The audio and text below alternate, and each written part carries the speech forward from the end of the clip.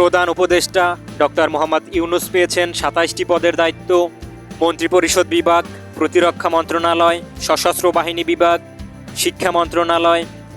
সড়ক পরিবহন ও সেতু মন্ত্রণালয়, খাদ্য মন্ত্রণালয়, গৃহায়ন ও গণপূর্ত মন্ত্রণালয়, ভূমি মন্ত্রণালয়,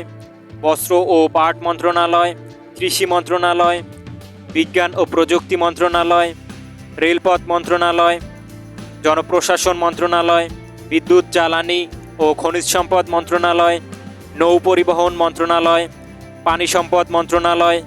মহিলা ও শিশু বিষয়ক মন্ত্রণালয়,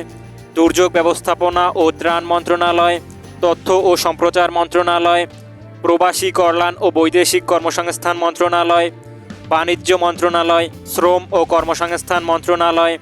সংস্কৃতি বিষয়ক মন্ত্রণালয়, বেসামরিক বিমান পরিবহন ও পর্যটন মন্ত্রণালয়,